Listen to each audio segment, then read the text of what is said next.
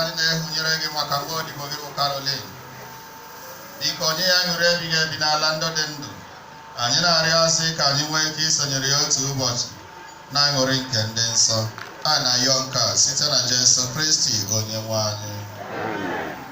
Onye nwe anyị nọ welite n'obi unu elu ka anyị nụdị Chukwu anyị ekene.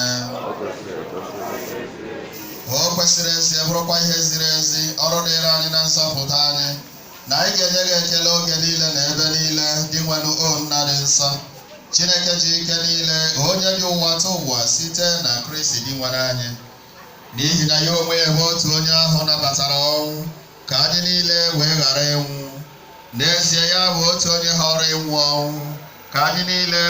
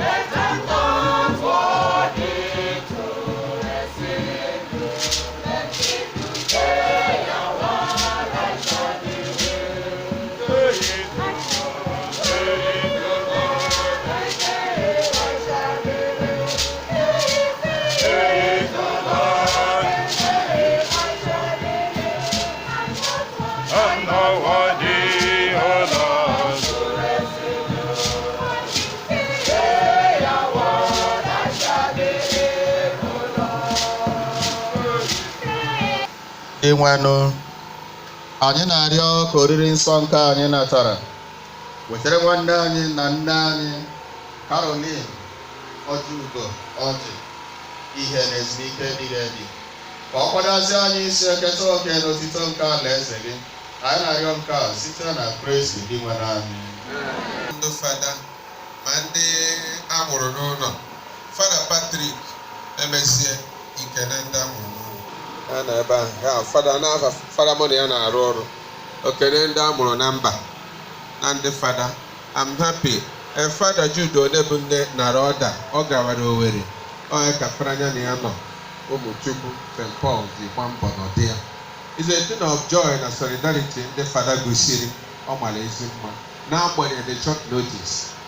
Anyị fụrụ ndị sista jeronu kati echiri echi na nke echiri echi unu mere nke ọma. Afụrụ m ọtụtụ ndị jụrụ papa fada na-abọ emezi ike na ndị na-eti n'ebe a ezekwa m kụyọta ihe eme ike na ndị night including enwe onye akamụ na ya ka na-ekwu ihe a ma bịa alike into solidarity ndị kwaya unu mere nke ọma. Agwa m na bishọp na-ejebe n'oge ọ na-alaghị iso pecha. Laha late Mrs. Caroline Orji eji m ohere ala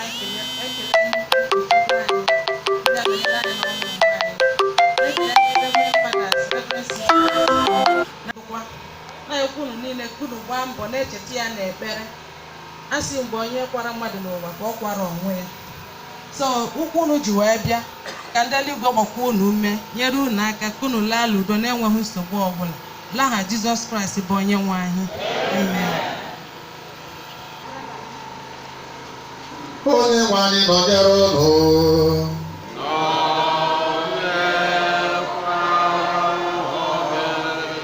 Ka ngọzi dịrị ọha nke ose bụrụ ụwa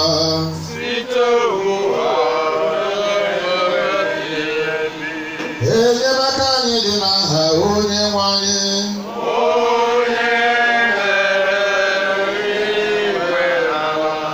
Ka Chukwu ji ike niile gọzie unu, Nna na Nwa na Mmụọ Nsọ.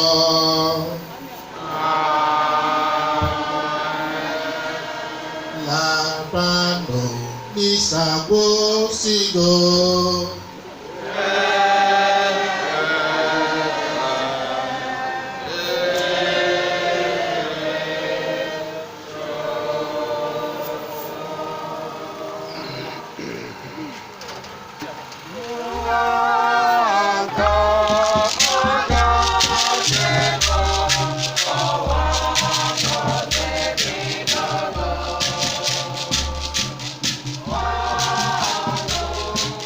Otu a ka anyị si wee fịa n'uhuruchi a maka ụka mgbede nke a na-akpọ Vigil Night n'iyi ahụ Orumba Local Government Area of Anambra State.